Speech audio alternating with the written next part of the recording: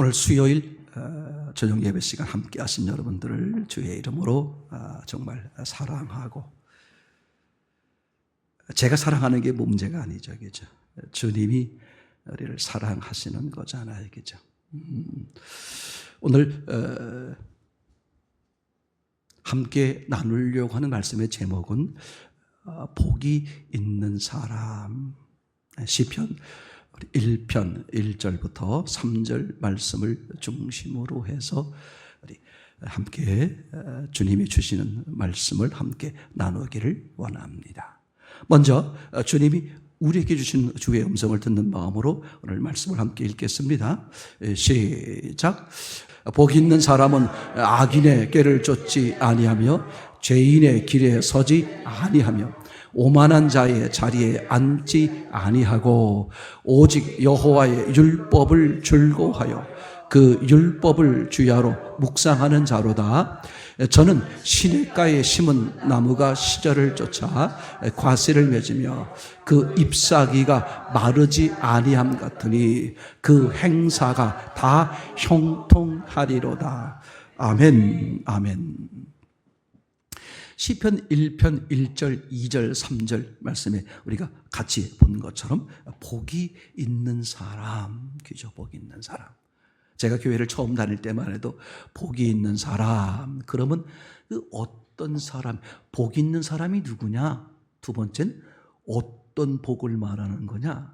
제 기억엔, 제 어렸을 때 기억, 또 어른들이, 교회를 다니시는 어른들이 가지고 있는 대부분의 복이 뭐였냐면, 복, 그러면 일반적으로 물질적 복, 다시 지금으로 말하면 육적 복, 이런 것들을 그저 많이 생각을 했어요. 왜냐하면 그 당시만 해도 그저 먹고 사는, 이 세 끼 먹고 사는 거, 두 끼도 뭐야, 한 끼가 뭐야, 그걸 먹고 사는 것이 해결되지 않은 처참한 상황이었기 때문에 그 상황에서 하나님이 복을 주신다, 복을 기대한다, 복이 있는 사람, 그러면 뭘 얘기하겠습니까?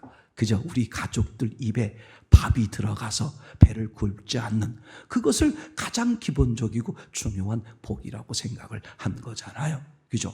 그럼 지금 생각해 보면 이제 두 끼가 됐든 한 끼가 됐든 세 끼가 됐든 이제 그런 먹고 사는 상황 속에서 정말 복이 있는 사람이 뭐냐, 우리가 이제 성경을 통해서 하나님의 뜻을 알아가다 보니까 하나님을 만나고 있는 사람들, 하나님의 주도하에 있는 사람들, 이게 복 있는 사람이구나. 그래서 1장 3절 지난 주일날 함께 나눴던 것처럼, 그죠?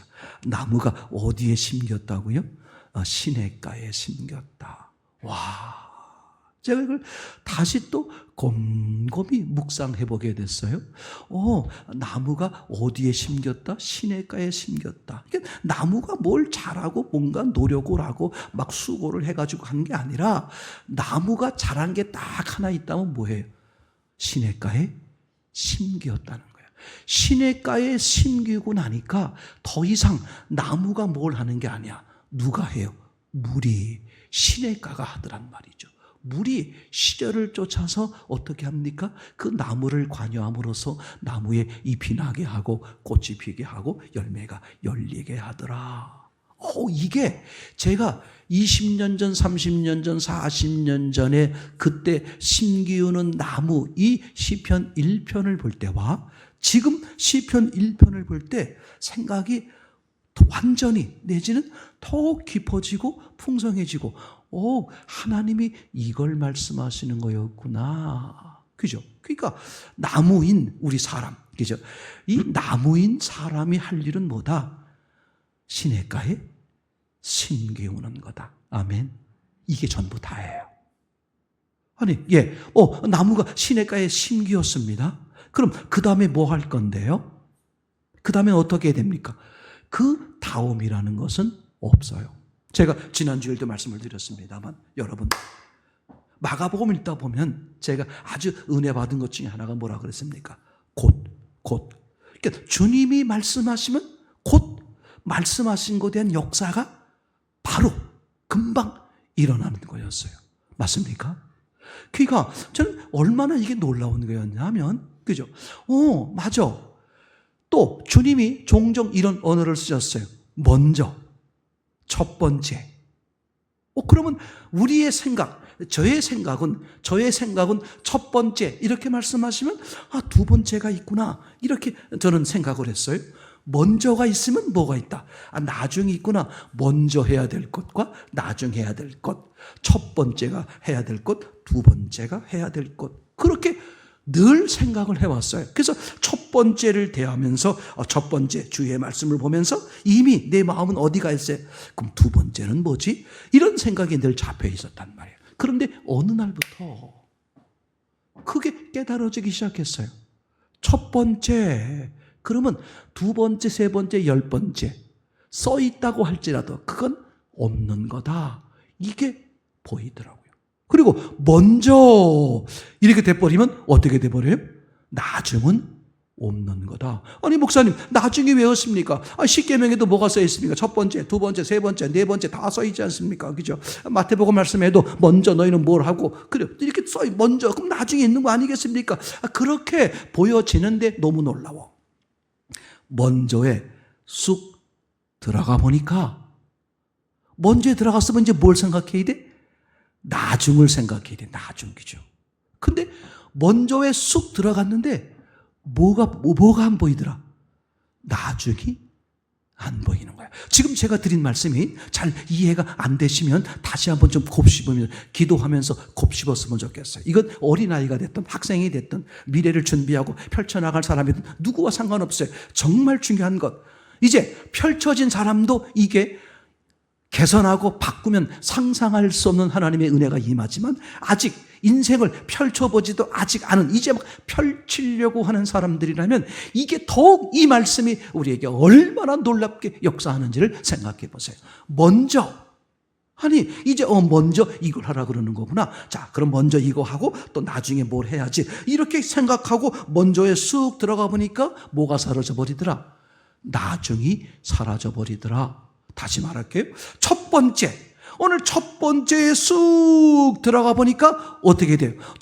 저는 첫 번째 들어갈 때만 해도 뭘 생각하고 있었어요?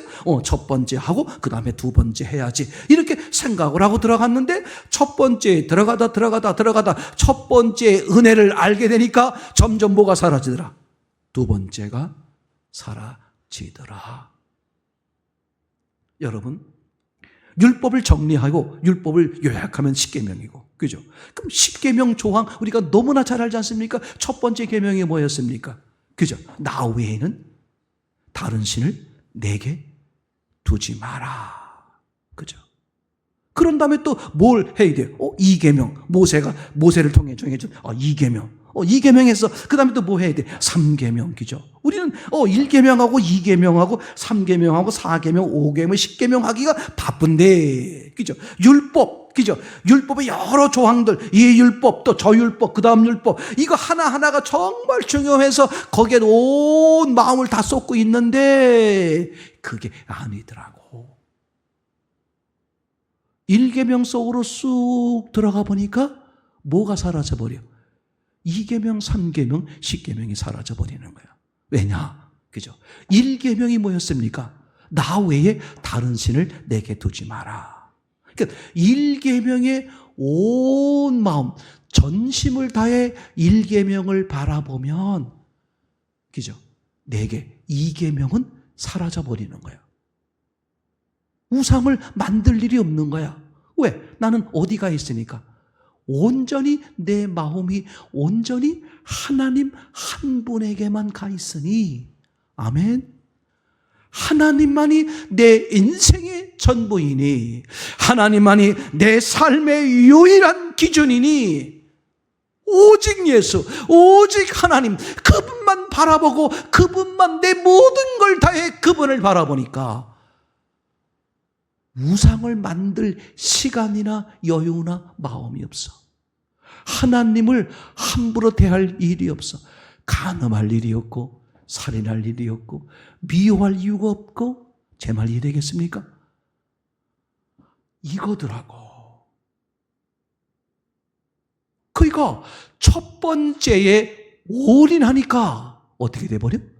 두 번째, 세 번째, 10번째는 이미 그 첫 번째 안에 다 들어있는 거예요. 첫 번째를 잘못하니까 두 번째가 나오고 세 번째가 나오고.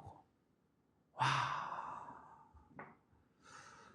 제가 왜 예전에 이런 생각을 못 해봤어요? 생각으로 되는 게 아니죠. 하나님을 알아가고 하나님을 알아가고 또 하나님을 알아가고 또 하나님을 알아가다 보니까 이게 우리 어릴 땐 그렇잖아요.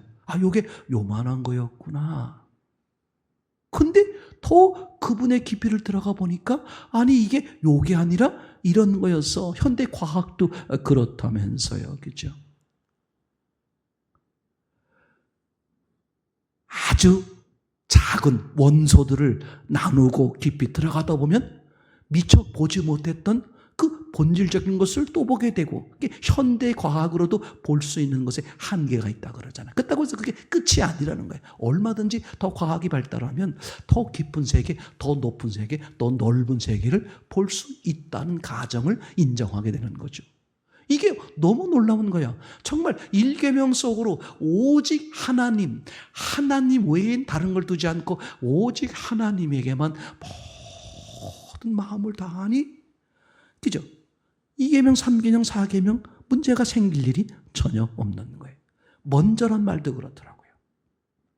너희는 먼저 그의 나라와 그의 의를 구하라, 그죠? 그러면 먼저 하나님의 뜻을 구하고 그 다음에 두 번째 나중에는 우리의 뜻을 구하는 걸까? 뭐 하는가? 이렇게 얼마든지 생각해 볼 수 있는데, 먼저 하나님의 뜻을 구하는 데에 올인하다 보니까 어떤 문제가 생겨?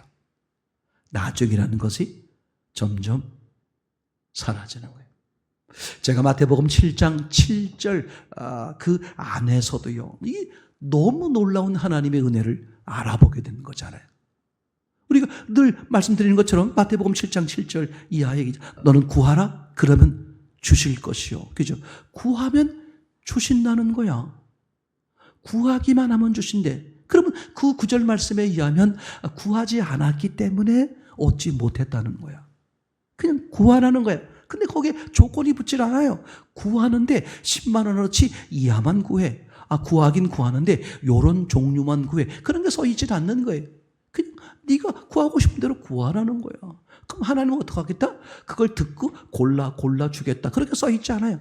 구한 대로 주겠다는 얘기거든요. 이게 도대체 뭔 일이야? 이게 가능한 일이야? 그죠? 여러 가지 생각이 들 수 있잖아요. 아니 이게 말이 됩니까? 아니 구한다고 그걸 주겠어요?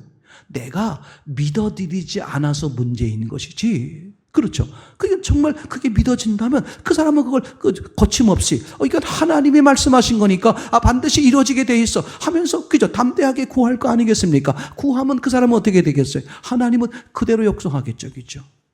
그래서 이제 구하는 대로 하나님이 은혜를 주시잖아요. 그렇게 그 구하는 세계로 들어가다 보니까 내가 구하는 세계 바깥에서 있었을 때 보지 못했던 그 세계를 보게 되더라고. 어디 들어가니까? 구하는 세계에 들어가 보니까. 그래서 구하고 그런 과정 속에서 그 주시는 하나님을 알기 시작하게 되는 거예요. 그러면서 맨 끝에 어떤 결론에 도달합니까? 오호, 하나님은 구하지 않아도 주시는 분임을 내가 알게 되는 거야. 와, 저는 이게요, 엄청난 놀라운 은혜요, 사랑이라고 생각되어져요. 그러니까 구하는 바깥의 입장에서 볼 땐 되게 많은 사람들이 그렇게 하는 거거든요. 신앙 안으로 들어오기 전에 정말 저게 가능한 거야. 하나님이 구한다고 주겠어. 정말 예수님이 구원을 주시는 거야.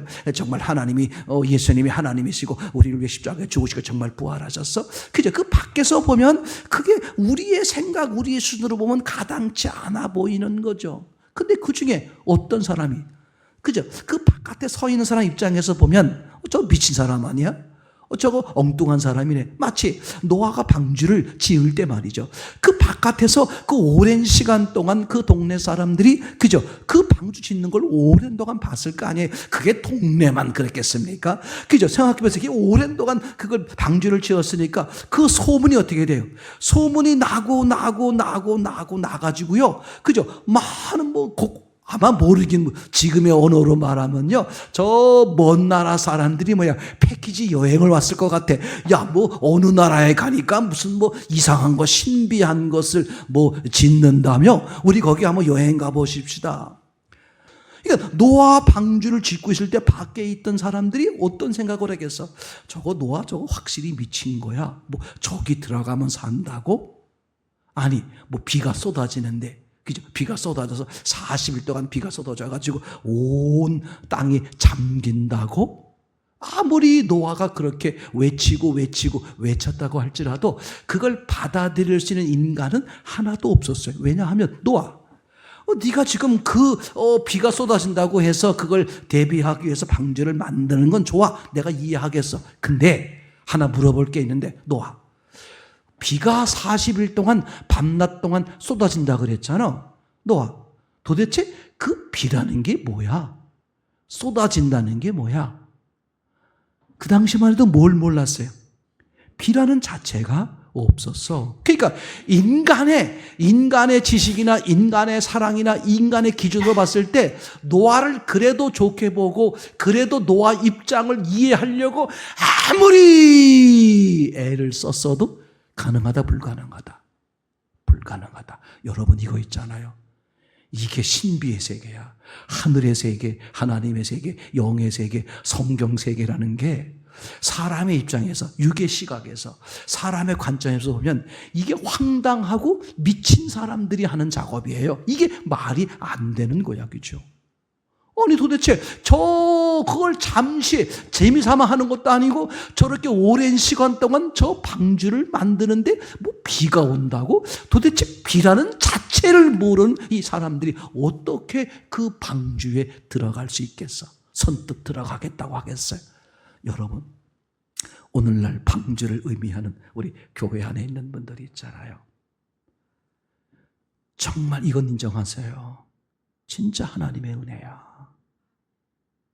나를 교회로 인도했던 그분, 혹시 내 돈을 사기쳐 먹었을지라도, 또 교회에서 만난 사람, 이만 저뭐야 기분 나쁘고 언짢고 속상한 말도 안 되고 말도 하기 싫은 그런 사람이 있었을지라도 어쨌든 간에 여러분들이 그저 이 방주 안에, 교회 안에 오늘 예수님 안에 있을 수 있다는 것 자체가 뭐야?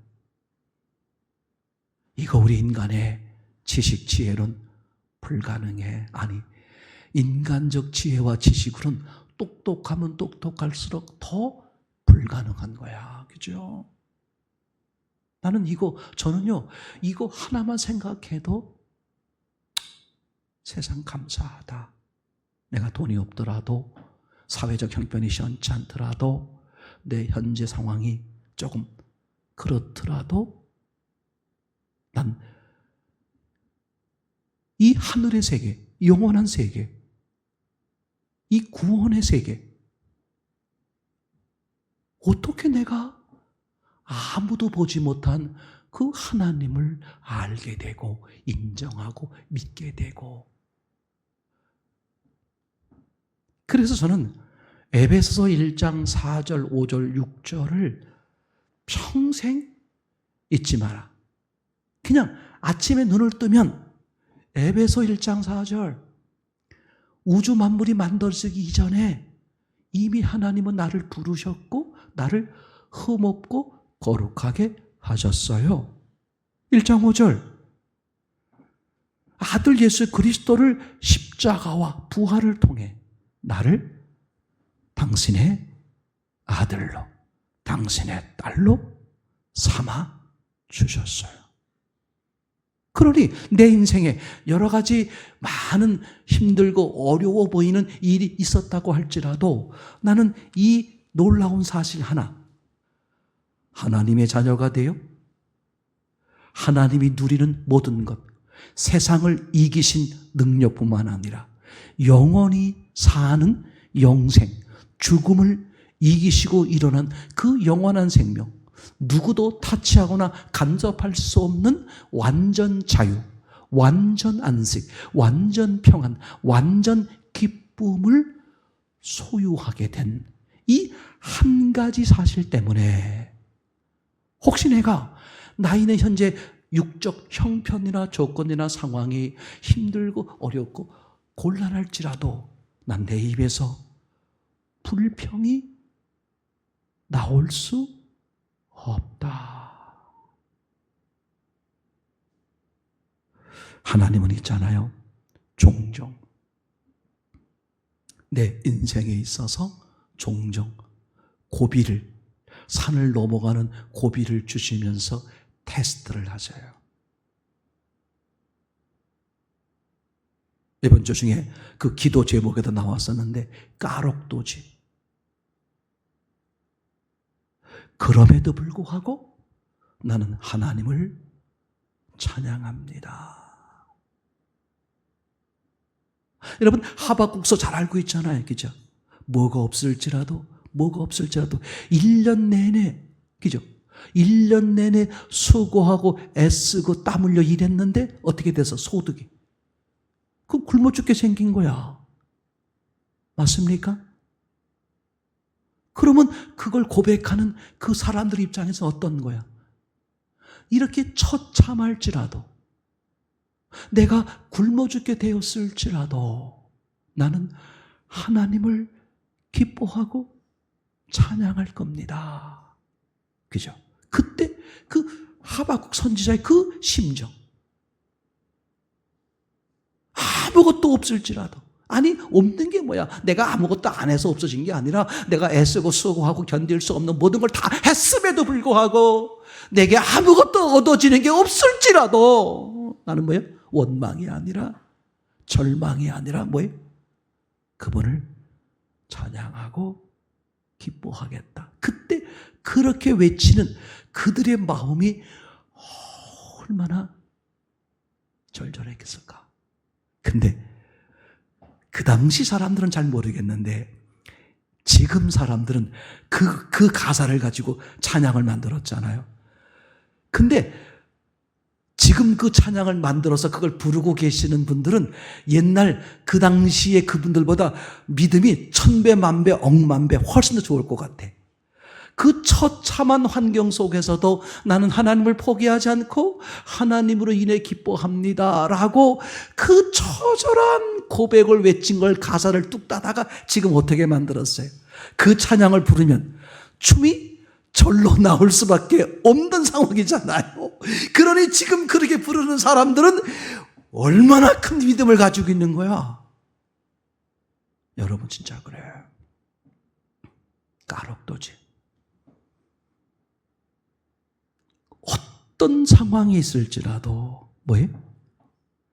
하나님이 나를 하나님의 자녀로. 그게 무슨 뜻이야? 하나님같이. 그래서 하나님의 형상으로 만들었다는 게 그런 거잖아요. 하나님처럼. 내가 널 누구처럼? 이거 봐요.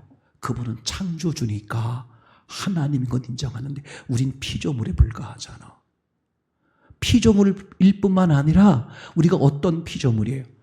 우리가 복을 차버린, 우리가 하나님이 싫어, 내 마음대로 살 거야, 하나님을 떠나버린 피조물, 피조물 중에서도 아주 나쁜 최악의 피조물이죠. 그런 나를 미리 아시고 하나님 어떻게 하셨다? 너를 내가 무슨 희생을 치르더라도, 무슨 희생을, 내 아들을 죽여서라도, 그죠? 너를 나와 같이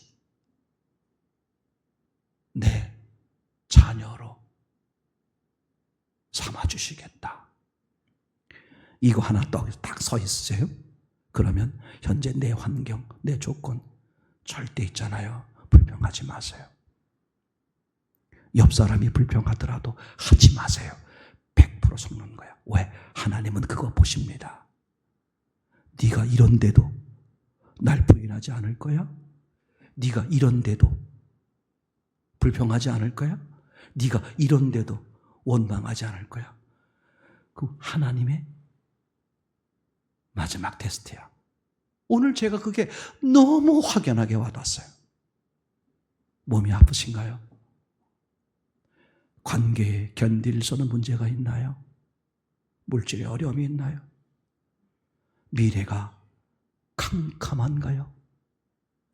100% 속는가요? 내가 볼 때 캄캄해. 세상은 어둡다고 그러잖아요. 어둠의 세계라 그러잖아. 근데 반대쪽을 생각해 보세요. 세상에 누가 계셔? 하나님. 그럼 세상은 뭐야? 빛이야. 내가 어느 쪽을 바라보느냐의 문제야. 오늘 이 나무가 단지 어디에? 시냇가에 심기웠을 뿐이야. 나는 내 전심을 다해 먼저 하나님을 바라봤을 뿐이야. 나는 첫 번째 내 마음 가운데에 온전히 주님만, 하나님만 내 마음에 두겠습니다. 오직 하나님만 바라봤을 뿐인데 그 뒤에 문제는 더 이상 내 문제가 아니야. 누구의 문제? 나의 주인 되신 하나님의 문제. 나를 물가에 심으신 그 하나님의 문제.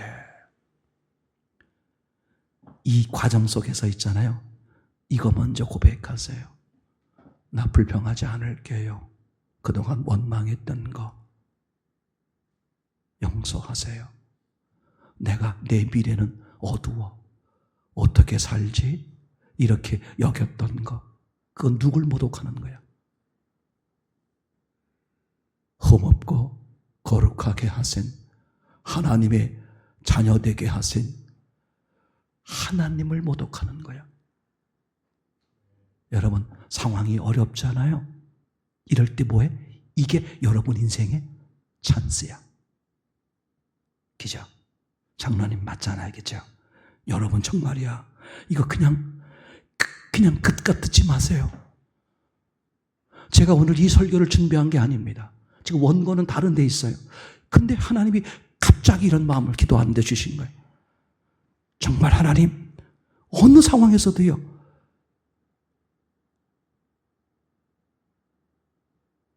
하나님의 손길을 봐요. 내가 잊어버릴지언정 그분은 나를 잊지 않으셔. 맞습니다, 주님. 주님이 내 삶의 전부예요. 맞습니다. 주님이 계신데 내가 뭘 불평합니까? 돈이 없으면 어때요? 난 하나님의 아들, 영원한 생명, 영원한 자유. 돈이 나를 자유롭게 하고, 그죠? 무엇이 나를 행복하게 하는 게 아니잖아요. 하나님이 나의 행복, 하나님이 나의 기쁨, 하나님이 나의 능력인데, 이 조그만 세상에서 나를 살지 못하게 하겠습니까? 하나님이 계신데. 이런 다윗 같은 뭐가 필요해? 담대한 고백, 담대한 선포가 필요한 거예요. 아멘. 아멘. 제가 어떻게 마무리해야 될지 모르겠지만 여러분 마음에 분명히 주의 음성이 들렸을 거예요. 그 주님만 먼저 첫 번째 올인. 상황이 그렇지 않다고 나를 끌어내리려고 해도 쳐다보지 마세요. 그럼에도 나는 하나님을, 그럼에도 나는 원망하지 않을 거야. 그럼에도 나는 슬퍼하지 않을 거야. 그럼에도 나는 나의 모든 것을 해결하시고 책임지시는 주님이 계셔. 그런 은혜를 누리시기를 소원합니다.